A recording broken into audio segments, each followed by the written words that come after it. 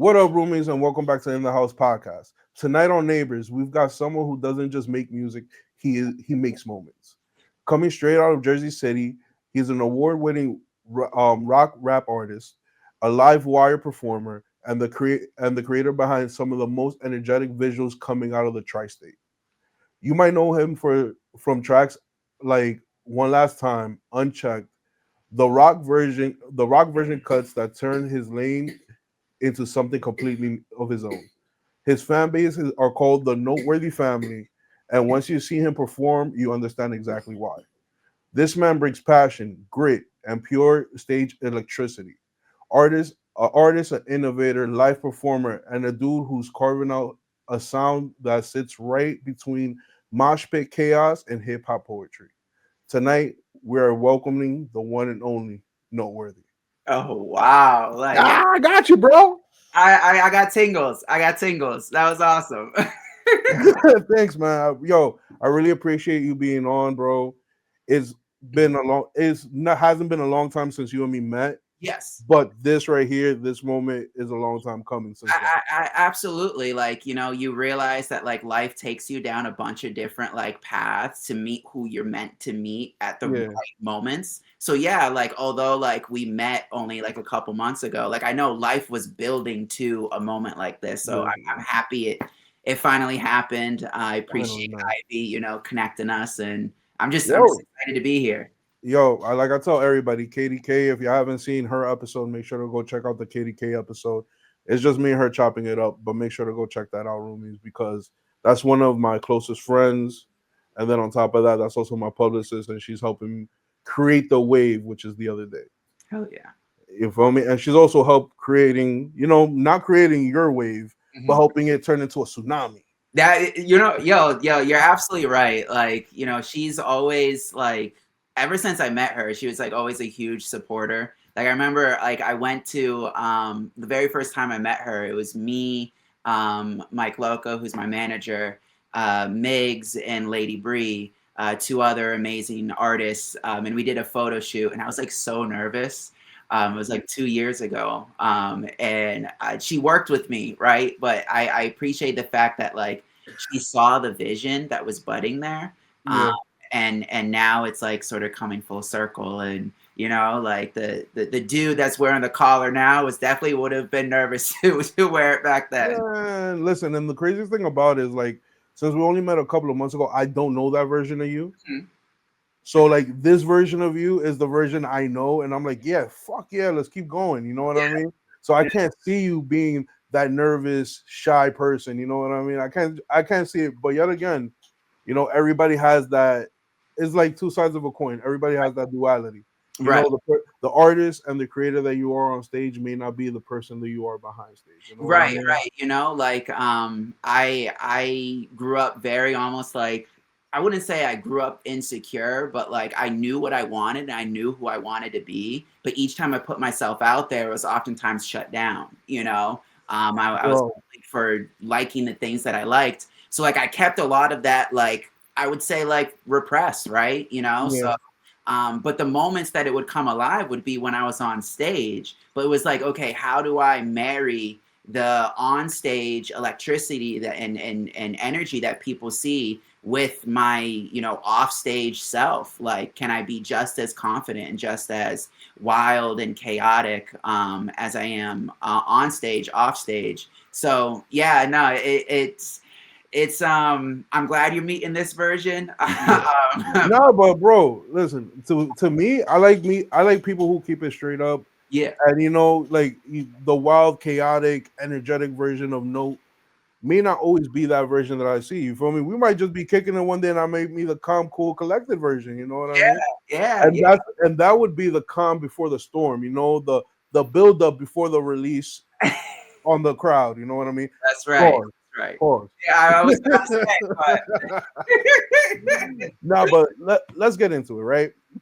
So, for anyone who's hearing you for the first time, how would you describe the noteworthy sound? uh, it's a good question. It's just raw, unfiltered, authentic passion. I think that's the one thing that has translated throughout my music and my musical journey. Even back before I started really, accepting the rock parts of myself, and allowing those to live in its fullest potential. You always heard the raw, unfiltered passion behind every word, every lyric, every chorus, and these days, I really do bring those 90s nostalgic 2000s like new metal vibe. I grew up listening to a ton of Linkin Park, Rage Against the Machine. In high school, I had like most people, Yeah. whether it wasn't definitely not a phase now, but like definitely went through the whole like emo phase. I was listening to like A Day to Remember, Pierce the Veil, Asking Alexandria, Issues, all that sort of stuff. And I try to essentially marry those two parts of me, the person who loves the storytelling in hip hop, Yeah. from lyricists such as like Joyner Lucas, who to me his Ross Capcioni record is still one of the best written storytelling records I've ever heard, with the chaotic energy that I always loved watching, on stage, seeing Chester Bennington and Mike Shinoda from Linkin Park do their thing, and a huge inspiration of mine being 21 Pilots. So it's just raw, unfiltered passion with a little bit of chaos sprinkled in. That's that's dope though. I was just about to get to that. Hip hop rock, right? Yes. Which one came first and which one had to get integrated? Uh, Hip hop came first Okay. because I had poetry roots, right? And at the end of the day, at least where I stand, rap stood for rhythm and poetry. Yeah. So like I came from poetic roots, so hip hop definitely was the start of it, especially when you're thinking like 2016, 2017, like that was Yeah. prime SoundCloud era. You had like, Lil Uzi, 21 Savage. Savage, yeah, Yeah. that whole era. But I was actually listening to like a lot of like futuristic Kyle, which I was really happy to see him get a lot of love on I Spy. I was like, yeah, Yeah. you go, Kyle. Uh, but yeah, hip hop was definitely where it started. And then I definitely had to like marry the rock side of things into my recording style, my performance style. Even early on, was very rock inspired. I went Okay. to a lot of these like hip hop shows that would be pulled on because I was making hip hop at the time. And while everyone else was just like standing there with like 50 of their goons, just like rapping their hardest bars, I was like, nah, like I'm gonna jump into the crowd. I'm gonna climb on stuff. I'm Yeah. gonna do all these things. Like I did a showcase, and Yeah.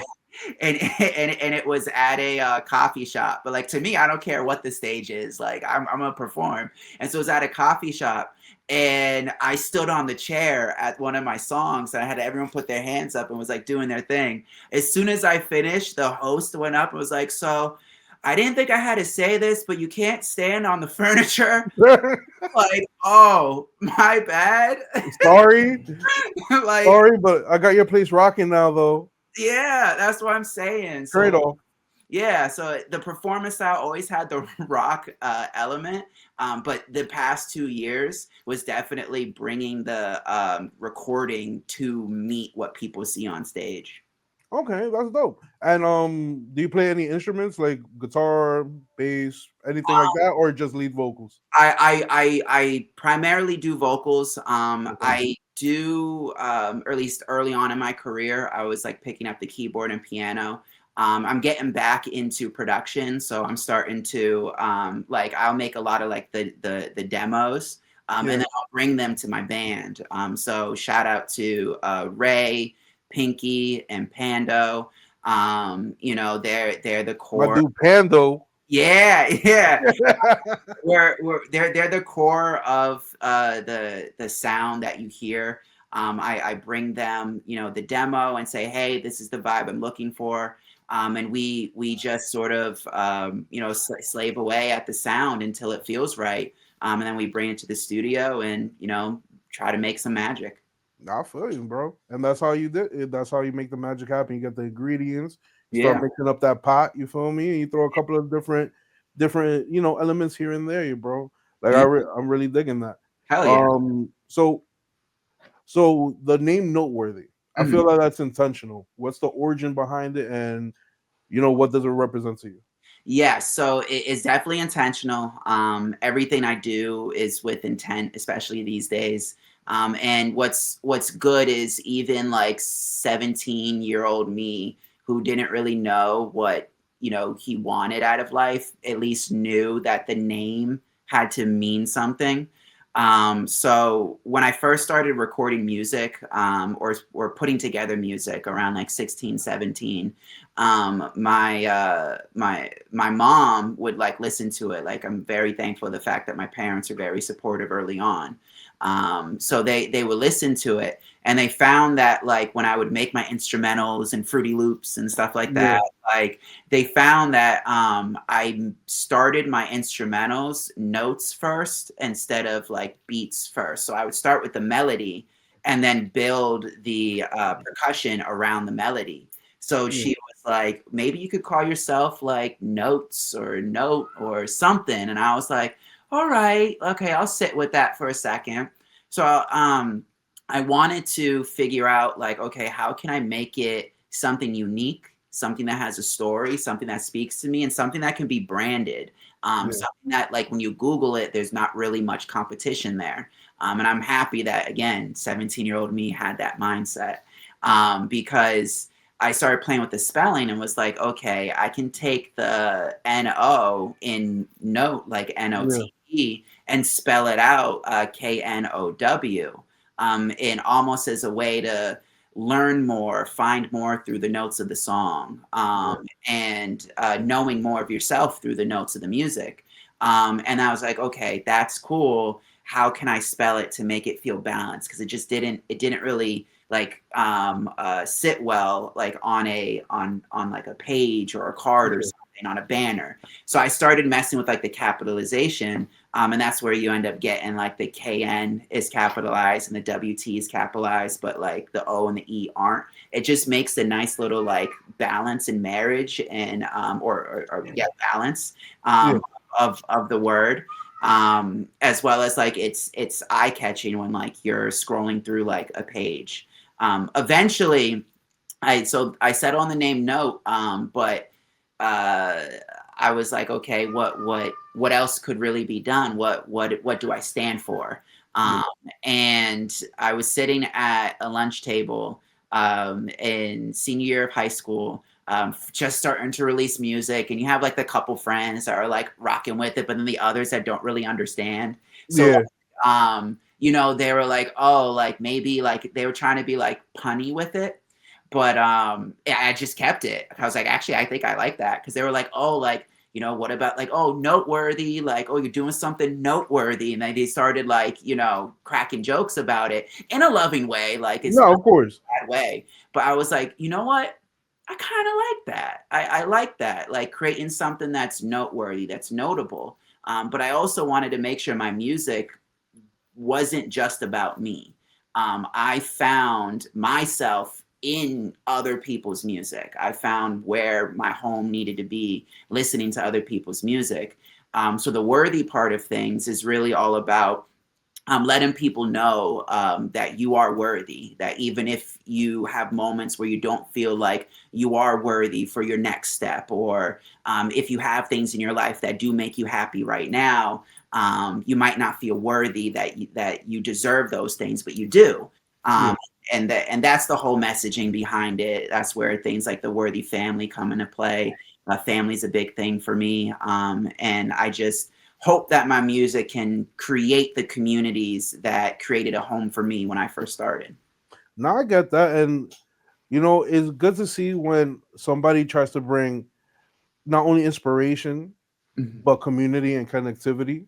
Mhm. Because even though like today, we have social media, whatever, whatever, we have all these ways to find people, but Mhm. yet everybody still feels so disconnected from each other. You know what I Yeah, mean? yeah, absolutely. And it's a weird thing. And what's even weirder is that like with the advent of like AI Yeah. art, AI musicians, like we're starting to remove the human experience from things more and more. And it just adds to that disconnection even more. And I just I'm finding that there's definitely a need in this world now these days for sure, to get back to the roots of the human experience, which is community. No, definitely, you're absolutely correct on that. Absolutely, because it's like this is like the most simplest example I could give. Right? It's like gaming consoles. Yeah. You remember when we was growing up, you used to be able to plug in two, 4 people, Yes. Couch and co. you feel me? And then you'll be all in the crib, Yeah. chilling, rocking out, having the greatest time. Mhm. Now you'll be lucky if you get a two-player game on a modern day console Yeah. because everybody's playing online. Yep, yep, and So, all your friends gotta get their own copy and then their own, console, like, it's obviously, it's all a money grab, but, like, again, you we're removing the human experience from things, like, we made these things to connect with one another, and yeah, now for profit, we're trying to separate from one another, and it's sad. and connect virtually versus connecting in real life. Yeah. And and that I also feel that leads to a lot of things that the human society is suffering to now, like introvertedness and Mhm. people not really fucking with people. You know what I mean? Like, Yeah. of course, people are don't like certain people, Mhm. whatever. Yeah, yeah. But you see more and more people that don't really have friends or hate going out Yeah. like outside for like the most basic shit. You know what I Yeah, mean? yeah. Yeah, no, So there's definitely, like, an era of, like, loneliness for sure. yeah, Which I think is why people are searching for a community. But they, I don't blame them. Like you pick the path of least resistance. It's easier to connect virtually because at least there's a screen. There's still a barrier, as well as the fact that the we still got to admit like we have the ramifications of the pandemic as a lot of people entered the adults now that we have in like their late 20s early 30s, they were young adults, like supposed to be budding into the yeah, into adult the lifestyle, but they went to the pandemic. So like, now all these social milestones, we're playing catch up on. I definitely see it in my younger siblings, as they start to approach their later adolescence. One of them has actually a game tonight. Hopefully, they win. Some hey, what sport? football. He's Nice, nice. Shout out to your little bro. my little brother. My little brother. Yeah. Yo, shout out to Note's little brother. Hell yeah. Hopefully, I hope you guys win. Go. I don't. I honestly, I think I forget that. I think it's the Panthers, but either Go way, Panthers. yeah, that's awesome. But growing up in Jersey City, right? Mhm. Did your environment kind of like influence your music? Um, I actually like, although I'm not originally from Jersey City, so as well Okay. go a little bit more into my background. I've been in Jersey City for the past 5 years. Okay. Okay. I grew up in like the New Hampshire, Massachusetts area. Oh, Um, what part of New Hampshire? Pelham, I'm, New Hampshire. okay. Okay. Actually, I have family in Manchester. Man, okay, okay, yeah. We used to when I played football for like the local team, we played like the Manchester Cobras. Yeah. I don't know. Okay, so you're slightly familiar, yeah. Yeah. My cousin used to play for. Oh, okay. So then, yeah. So Yeah. for all we know, we've like families have passed, Yeah. before. It's So a it's a small world. It's a it, really small world. it is. It is. But yeah, no, I would say the environment definitely played like a role, but not like too much so. I Okay. think it was like my immediate friends played a role. I was thankful for the fact that like although I didn't have like a lot of friends, I had very close knit friends. And one of them, her name is Joy. She put me on to the path of like finding alternative music. She took Okay. me to my first concert, to I believe it was Pierce the Veil and one other band. I want to say it was All Time Low. I want to think say it was like when All Time Low and Pierce the Veil were touring together, and I was just like obsessed with concert culture and like the movement that it was. I remember like crowd surfing for the first time and just feeling like this sense of like, oh my god, I could do this forever. But I also remember losing my shoe in a mosh pit. That was that was a good time. It opened in front of me, and then like I Yo, didn't know what was gonna happen, but just opened listen, in front of me out I've of been I've been caught up in mosh pits before. yeah. Believe me, I'm into the rave culture. So you know Okay, when they throw on that dubstep and that trap, yo. So it there's gets moshing in raves too. yeah, Okay, yeah. Listen, okay, you know what's so crazy about your story? Because I have a very similar story on how I got into like production hell yeah, and like DJing house music and all that. yeah. Okay, Because my boy Alex, shout out to my boy Alex, aka Johnny Baboon, hell yeah. he took me to my first rave. Mm, And then when I had seen DJ Snake perform, mm-hmm. it was like time stopped. I was like, I have to do This this. is it. Yeah, This is it. This yeah, is it. yeah. No, it's beautiful that art has that effect. And then it like once it gets a hold of you, you can never shake it. Like even in those moments that like I second guess and I'm like, oh, do I really want this? Like da da da. Like I wake up the next day, I'm like, what am I talking about? Like I'm gonna sign back on and start creating again. Like Yeah, it it's it's it's like a really effed up relationship until you get it right. is mad abusive. They be It's toxic. It's toxic, bro. It's toxic. 100%. oh my gosh. Oh snap! All right, so you kind of answered what I was gonna ask next because I was gonna say when did you feel that? Matter of fact, I'll switch this up. Yeah. When did since you said you had poetry roots, correct? Yes.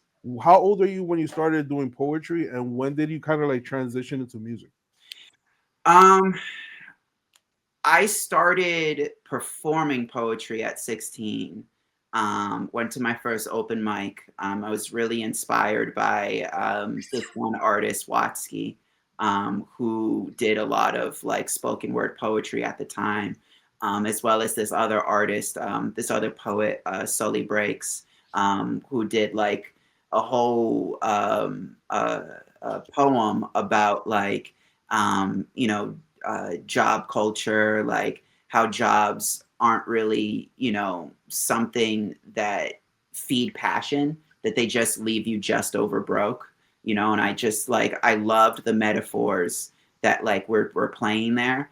But if I had to be like really, really honest, I would say I started writing around like fourth grade, fifth grade, Okay, whatever you want to call them. I just started writing, and and I remember just every single year I looked forward in English class to the poetry section of the year, okay, every single year, and I would just write, whatever I was feeling. But it wasn't until I became 16 and could actually drive to these places because there was nothing immediately around me. Pelham is an extremely small town. You can drive through it in about 3 minutes, yeah, not take long. And I was before I could drive, there was nowhere to really go that had anything like that. So true. I drove to Lowell, Massachusetts, went to my first open mic, and then it transitioned to recorded music around 17, 18. But 18 is when I first officially recorded under the name Knote. Um, Okay, Prior to that, it was just little things for myself. And what was really cool was that when I wanted to get into recording myself, my very first microphone was my dad's microphone.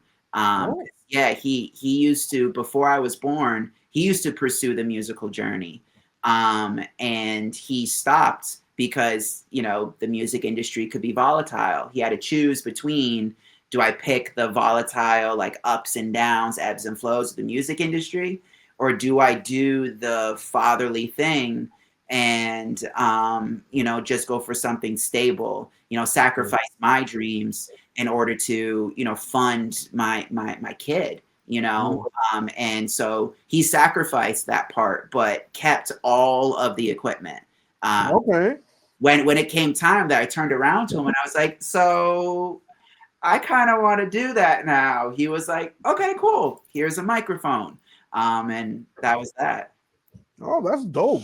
Yeah. That's so dope that your dad was like, "All right, cool, let's get into it." Yeah. Yeah. Um, now that I know that your dad played like a pivotal part in like your musical journey, Hmm. do you feel that not that you owe him, but you want to like show him what you could do and like be like you might have given it up, but we got this still. Yeah, there's definitely that level of motivation there that like I want to make sure that he knows his sacrifice wasn't for nothing.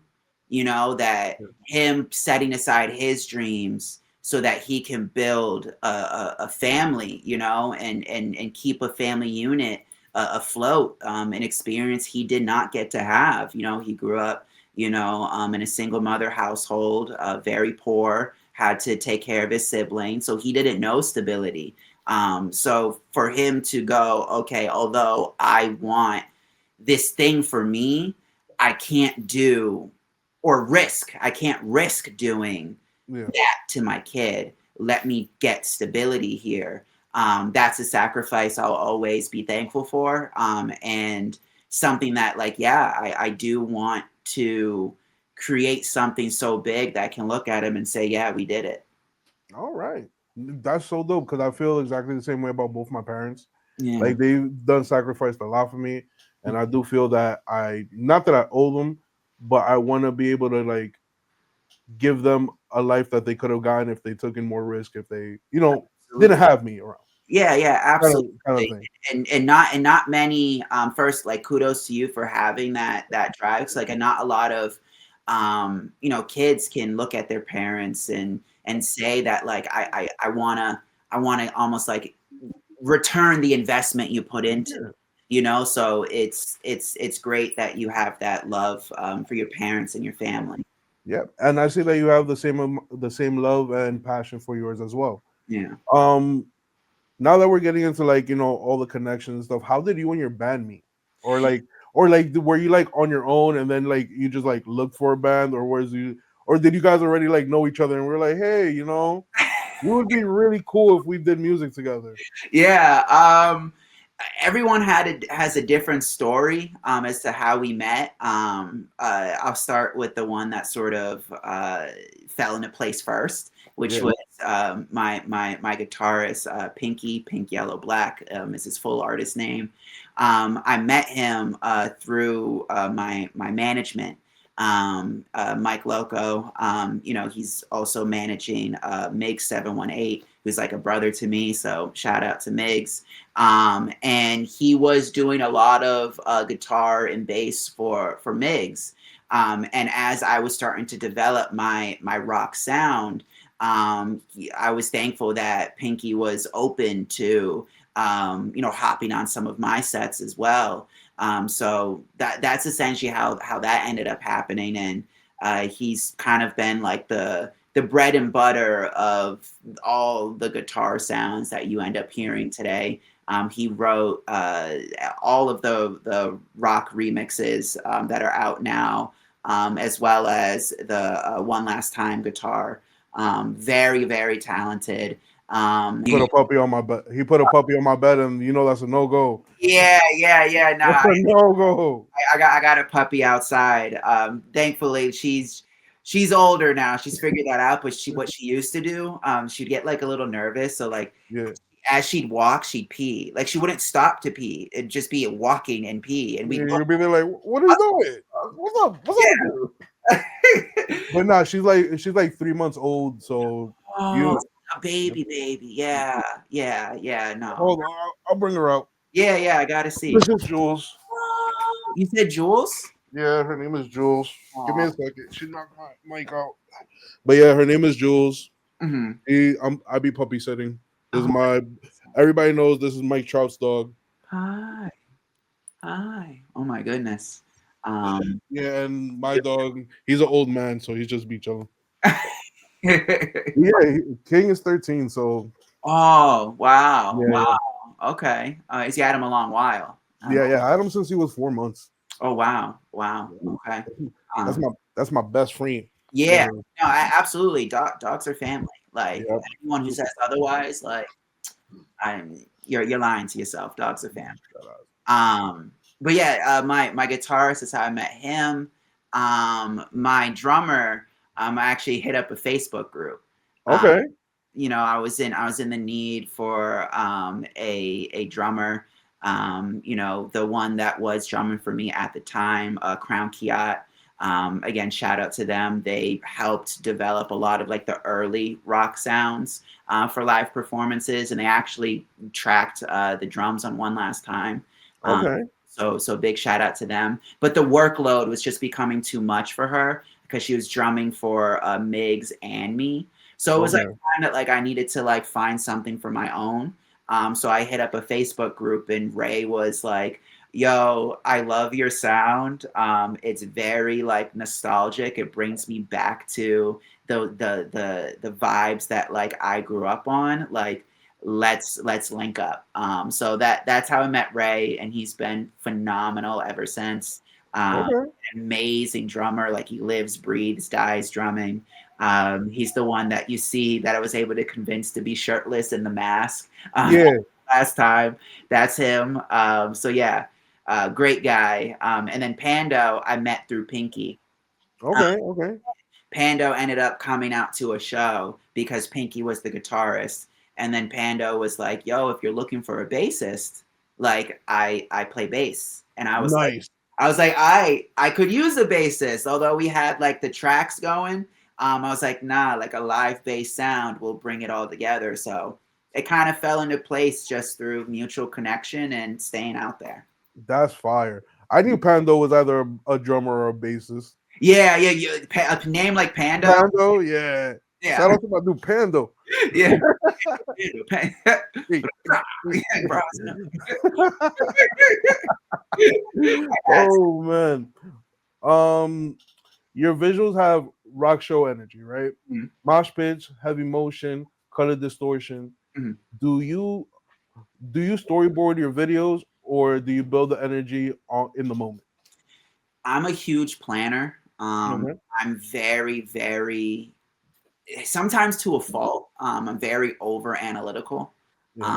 I have a very specific vision and guide that I want to create things. The areas in which I tend to be loose on is the music because although I come in with like here's the demo, here's where I want things to fit, and here's the overall story. I have instrumentalists for a reason. I have band members for a reason. Like they deserve to also put their stamp on the interpretation of this. So I try to leave it open ended there to give them enough room for creativity. But when it comes to visuals, I think that's the one area that I don't play. I really really enjoy making sure that like the story and the message comes through. So both on Quinn as well as the most recent One Last Time, that both were storyboarded to hell. Um, Okay. we went through. I had a meeting with one of my good friends, Jex from Jex Studios. He is a phenomenal creative. I met with him and just said, "Hey, like, I have this idea for a music video. I want this, I want this, I want this, but I can't quite connect the story together."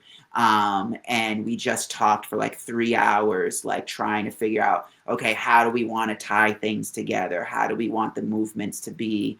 How can we elevate what's already there to really get the message across? So like we had like oftentimes it'd be that first layer, then I'd meet with like a cinematographer and say, okay, this is the story. Now you got to shoot it. Is that feasible? And then, And yeah, yeah, like, can you make this happen? exactly, exactly. It's like, but make it happen in a reasonable budget. Yeah, like we ain't Disney out here. Yeah, exactly, exactly. So, I let the cinematographer know like the budget I'm looking to remain in. and that this is the overall story. And then we fine tune it even further, down to like shot lists. Like, okay, from this moment to this moment, we want this kind of shot. From this Okay. moment to this moment, we want this kind of shot. And we get a whole documented shot list. And then once we get to set, is where I have realized that as the creative, as much as I want to be overly analytical and like, all this sort of stuff, no matter how much you plan, it's never going to go exactly according to Never. plan. It's just not. You got to be willing to roll with the punches, and that's when the creativity really comes wild. Is you'll go in with a plan, and then as you're shooting that shot, it might not land the exact way you'd want, but it's landing slightly different, so you got to adjust. Or scheduling, so now you got to switch things around. So I think once we get on set is where I try to let people breathe within the guardrails that is the storyboard and this, that, and the third. So it's a lot of planning. Usually Yeah. I do like probably like there's like a month and a half between when we start planning to when the shoot actually happens. Okay. Okay. A month and So a half process of planning. that's dope. So you're like full hands on and invested into like making sure that your visuals match exactly the message that you're trying to present. Exactly, exactly. I'm very hands-on in the creative process. Yeah. A lot of my journey has been the lone wolf, so I'm kind of know a little bit of every part of the creative process. So, down to like mixing and mastering, like all that sort of stuff. So, like, I'll sit with my editors, and I will be like, "Hey, can we open up the timeline and let's talk through it." You Yeah. know, a lot of editors are can be unwilling to do that, but because I know how to speak their language, I think that makes them more comfortable. um, Because I kind of get where you're not to cut you off. Sorry yeah, about go that. go go go, yeah. No, no. I get what you're talking about because it's easier to talk their lingo than Mhm. them trying to explain it to somebody who doesn't fully understand like that Exactly. world. You know what I mean? So once you present yourself as knowledgeable, Mhm. both people are willing to like open up and be like, oh, okay, cool. I could talk to him in the technical version where I don't have to like dumb it down. You know what I mean? Yeah, exactly. That helps. It helps that the fact that like I went to school for audio engineering technology, so like Okay. I understand like the technical aspect of things, and I also understand just like limitations. Like a lot of artists are too hard-headed. They're like, no, I want it like exactly like this. I kind of find limitations exciting because that's when creativity really can run free. It's like, how can I make this thing happen that I know will need like a $10,000 budget? How do I Yeah. make it still happen on like $1,000 little, thing, Yeah. And yeah, so it's great that like they're willing to help, help me bring it all together by even being part of like the behind the scenes editing process. Oh, that's dope. That's really dope because you don't hear a lot of artists that take the initiative to like be so hands on with like their visuals, especially like well, I can't really say that, and maybe I'm overshooting my shot here. I'm gonna be honest with you because a lot of artists that I know are either hip hop artists Mhm, or like Spanish artists that dabble in dembow and like reggaeton. mhm, So I feel that when you step outside of those like mostly rap genres, when you get to like pop, hip hop, mhm, things of that nature, mhm, you have to get a lot more creative and with your storyboard telling, especially with like EDM and like house too, because of the fact that you may have more instrumental than vocals at mhm. certain points. You know what I mean? Yeah, no, absolutely. Like, some genres call for a little bit more than others. Some genres you can get away with like, let's just slap a lot of cool shots and then like, that's the video. And then it also depends on song to song. Sometimes not even like genre. Like one of the ones that I did that was pretty much like just that, like let's just do a bunch of cool shots and that would be the music video was like the rock, trust the process music Yeah. video. That one was just straight just performance. So yeah, depending on song and depending on budget, and you know what song needs more budget than others, you might take a little bit more time to really fine tune like the story. All right, that's dope.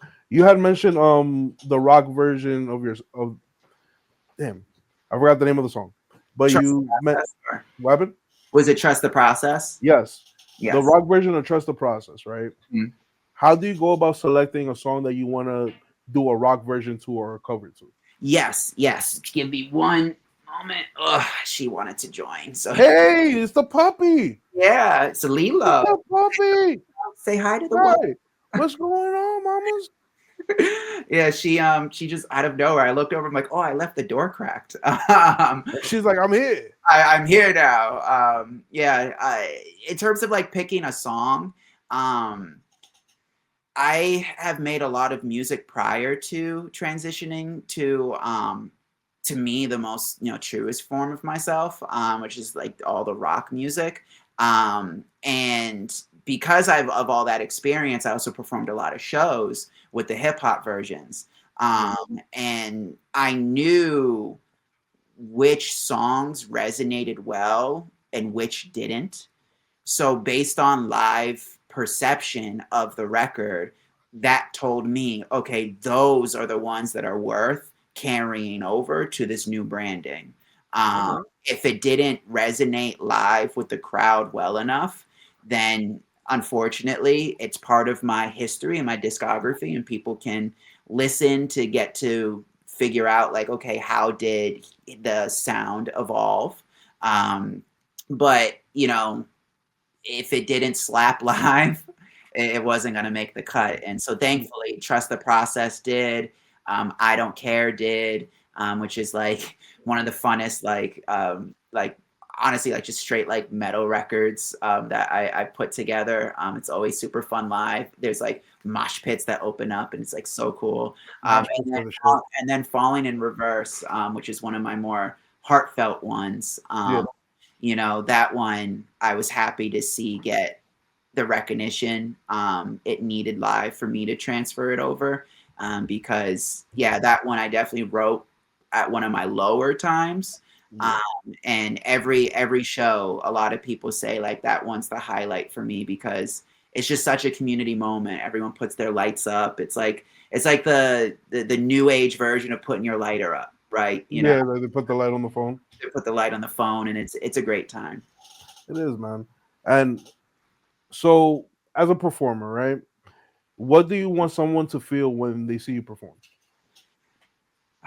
I want them to be able to escape for however long my set is. So if it's 20 minutes, a half hour, I want you to be able to forget about, the troubles of the world and, whether or not your Uber was late, or your girl was, messing with you or whatever's life's challenges throughout you just to get there. I want you to be able to let go of that and be able to live in the moment that we're creating when, you come to a show of mine. I always say my show is not about me. Some of my favorite performers are ones that realize that it's more than just, hey, look at me, I look cool up here. It's creating a fan moment, an engagement, something that they can't experience just by streaming your song. They Yeah. can experience something extra by going to see you live. So I pride myself on making sure that my performances are engaging, are about the people that have attended, and just creating unique experience so that they can forget about world's troubles, at least for the 20 minutes to a half hour, I'm there. Nah, I feel you on that. So you're not only trying to like you're not only trying to like make them fall in love with the presence and the Mhm. community of it all, but you're trying to make a memory and a mark. Correct. I And want them to be able to like go home and be like, "Mom, you wouldn't believe what just happened," or like, they go to see their friends the next day, and my show is the story that they're sharing with their friends. That those are the kind of experiences I want to create. all right, that's dope. It's story time. What's the wildest thing you've seen in one of your shows? What's the? Hold on, ask it again. I missed it. What's one of the wildest things you've seen at your shows? And Oh, be descriptive. be descriptive. Yeah, the roomies want to know. The roomies want to know. Oh gosh.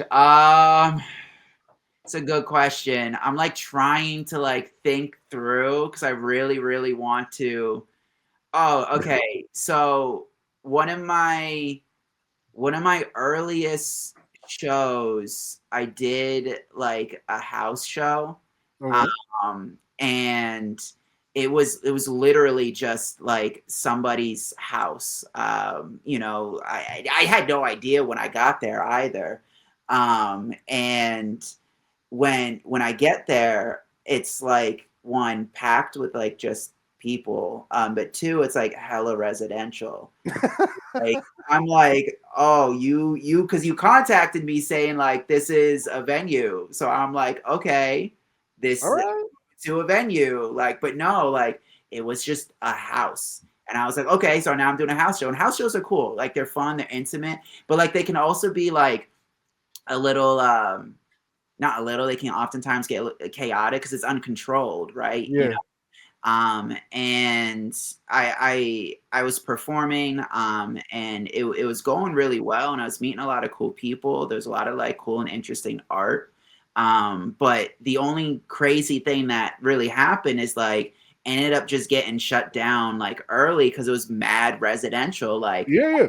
oh, cops ended up coming and like just being like, yo, like this ain't a venue. Like there's people that live next door. Or like you're like they should have just joined the party. Yeah, that's what I'm saying. Like it's like 10 o'clock at night, like on like a Tuesday. Like, what are you doing? Like, so it wasn't nothing too crazy yet. I'm sure it will get crazier. But yeah, that's the only thing that's ever happened is like cops got called on a show. Oh, that's cool. That's dope. That's dope. I haven't had any of those experiences yet. I'm be honest. I just been doing my thing. But Yeah, it doesn't happen. yeah, nah, bro. I'm with. Listen, talk to Ivy. I'm with all the wild shit. I I'm with all could the wild shit. I could imagine. But all right. If you could put your music to a movie, Hmm. right, and it'll be the soundtrack of that movie, what movie or what movie series would you choose What movie or and what why? series? Oh, now I'm really testing my movie knowledge. And now I can already hear like all my friends being like, this is why I send you a movie list for these questions. Because I literally, I kid you not, Migs, Yeah. he's a big movie guy. He loves movies. He literally has a list that he sent me. It's 100 movies long because almost every time he'll throw out a reference and he'd be like, "You don't know the reference, do you?" And I'm like, No. and he's like, "Okay, Right. it's this movie. It's this movie." So he just like sends a whole list of movies. So if I had to pick, I might go a Yeah. little outside the box here. Yeah, go ahead. Go ahead. But like I grew up on Dragon Ball, and Dragon Ball Z. That was like the era of like anime that I grew up on. Um, Okay. and I just always loved the anime like AMVs, like the animated music videos that they True. like that's how I fell in love with like Linkin Park and stuff like that. In the end, to Gohan's Super Saiyan 2 transformation against Cell is still peak. No, Super peak. yeah, no one can tell me otherwise. And so if I had to pick something, I would say like I would just want my music to like be played in like an animated music video, like one of those AMVs. Dragon Ball would be like the GOAT status for me. Um, Okay. just because I love that anime. I love the artistic style they're going with now, especially in the recent like Broly movie that I hope they're going to continue the anime with. Um, Actually, they in January they're gonna do a big announcement. okay, Yeah. good. There's been They're a lot of great anime news, yeah. like Demon Slayer, which is another big favorite anime of mine. I got the Demon Slayer core Yeah. in my hand. The Infinity Castle like arc, initial first movie, absolutely amazing.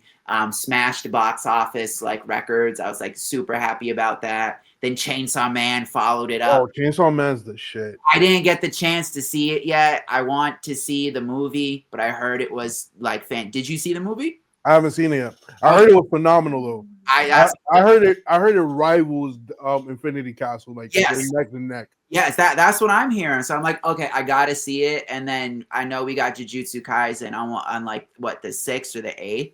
And then to know that Dragon Ball is also gonna be doing an announcement as well. Like anime culture, I'm loving and loving and loving Bro, that it's coming back. bro, listen. I also have a gaming and anime channel, but I could put you on to hella anime, bro. Oh, please do, because I got you.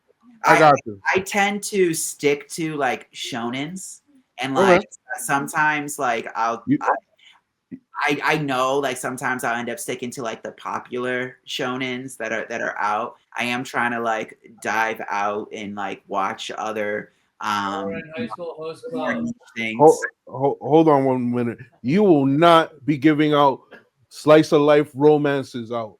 We're Shoujo. no. It's a Shut up, good Mike. classic shoujo. Shut up, Mike. That's Shut up, Mike.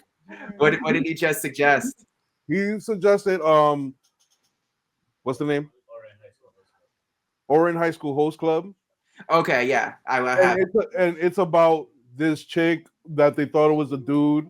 So that in Japan how they have like clubs in like high school. So this particular club is like a dude thing where like all the girls go to like get like waited on by these like handsome ass guys and shit.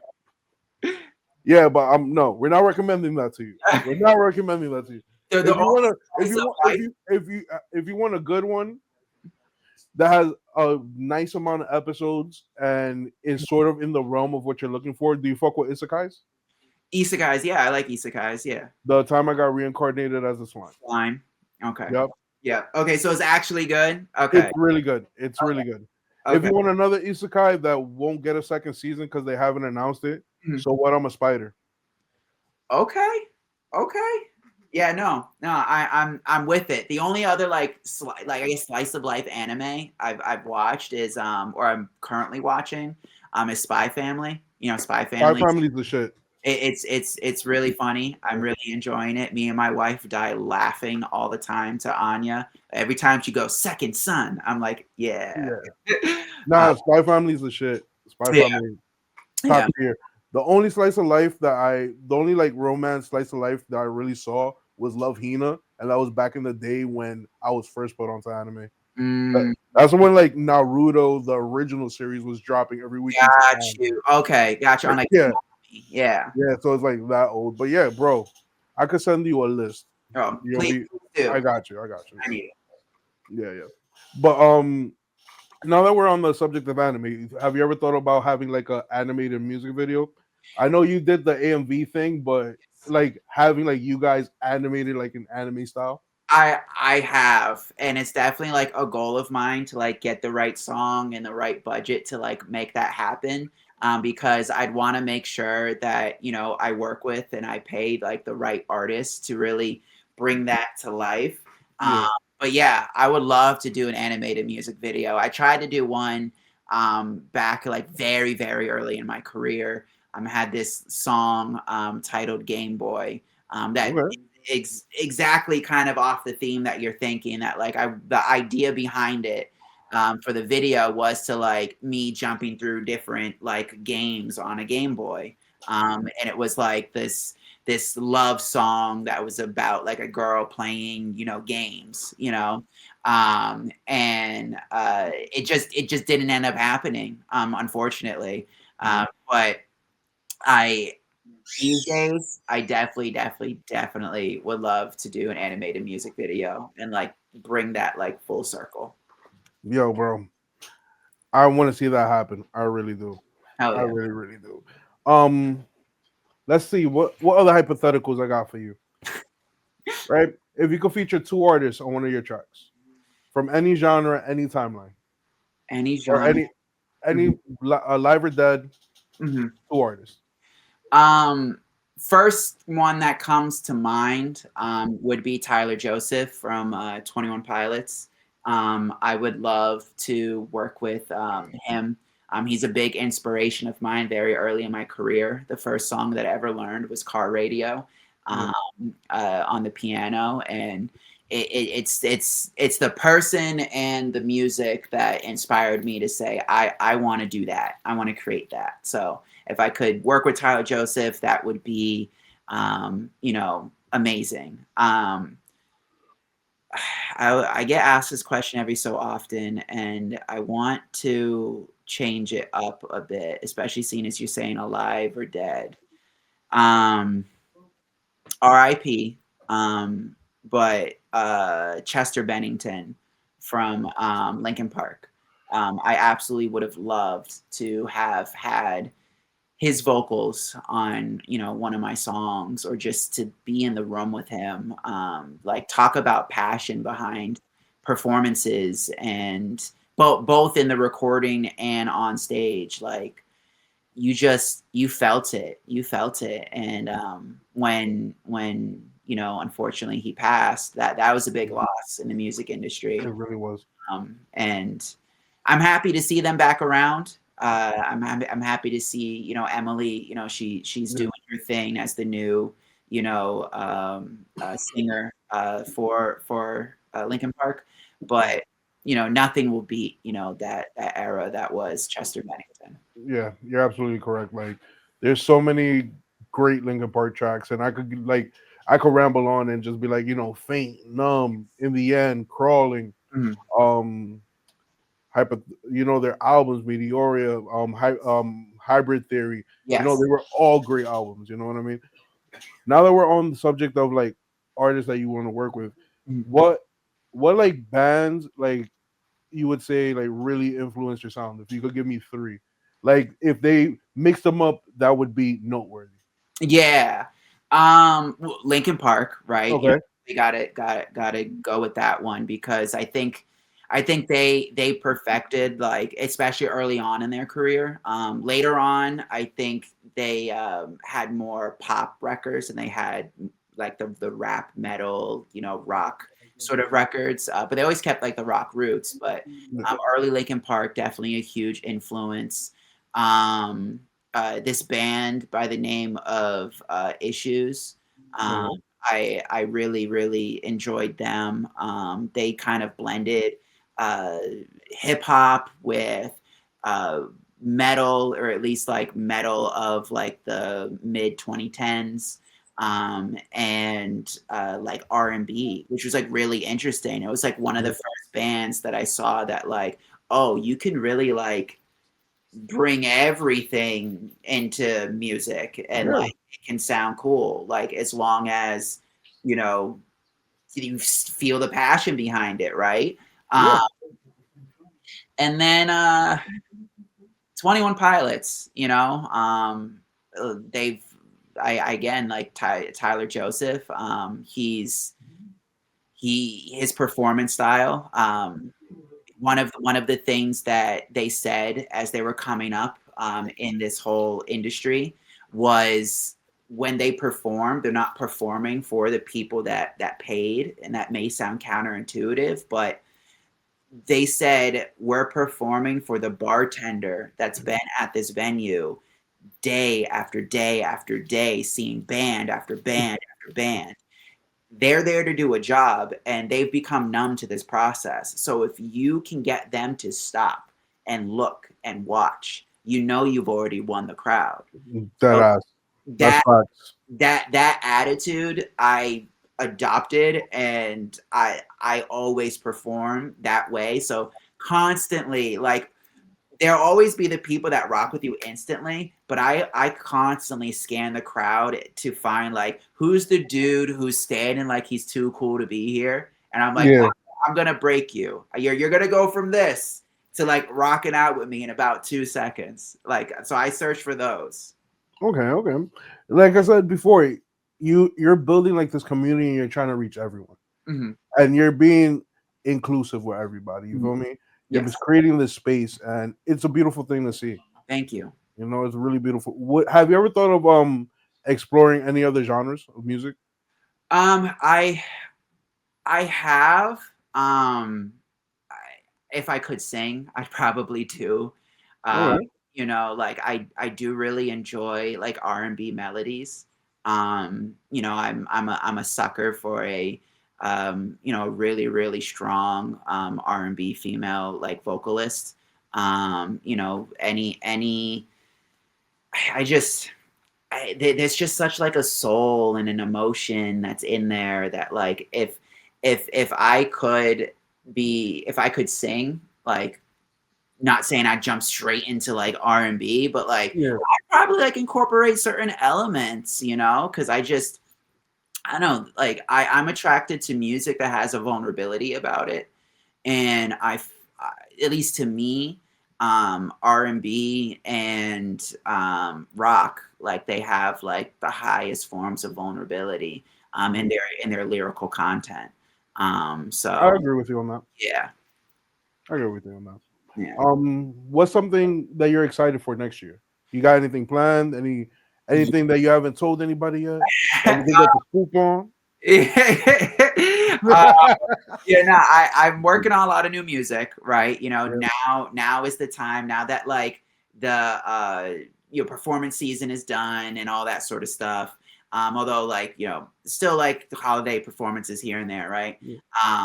Now that like circuit is done, now is the time for like building for the new year. So I'm working on a lot of new music. I have about like 8 to 10 demos that I want to turn into fully fleshed songs so I can release more next year. I definitely want to put out more than I put out in terms of songs this year. This year I put out about 4, so like once a quarter. Next year I want to put out, if I can keep up with the pace, because again I'm very intentional. I Yeah. don't want to rush visions, and I find that my audience, they'd rather wait for the full story to come together than it to be rushed. But assuming I can keep up with everything, I would love to put out like a song like almost like every other month. Okay. I have a couple shows already set up in down the pipeline. I got one January 10th at Mother Pugs in Staten Island. It's going to be a great vibe, a rock bar with a ton of like other rock bands. So I'm really excited about that. We're going to start to put One Last Time, the most recent music video we did. We're going to start to circulate that around the film festival circuit. So I'm sure if you have not had the opportunity to see One Last Time, you most likely will have the opportunity to see it on big screens around New York as we submit it to film festivals. So definitely come out for that and just create more and more opportunities to bring humanity back and community together. So I definitely, with the platform that I have now, with the Wavies, as a Wavy ambassador, I want to create certain community events or community tailored events, potentially around like mental health and mental health advocacy and like all that sort of stuff. So a lot of ideas and just more ways to connect with people. That's fire. That is fire, my brother. And before we wrap everything up, wrap everything up. Any final thoughts for the roomies, or any motivational words for the roomies out there? Be yourself unapologetically. I will keep saying that to the day I die. The biggest thing I've ever learned in my recent years is if you are yourself through and through without hesitation and being unwavering, you'll find that other people are drawn to that. And it will invite the very things that you're looking for in life. So always be yourself unapologetically, and love the others around yourself. Word. And roomies, remember, go make some memories, go chill with your friends, be out there. Don't stay inside. That's right. And last but not least, you already know, don't pull out. Peace out. Peace.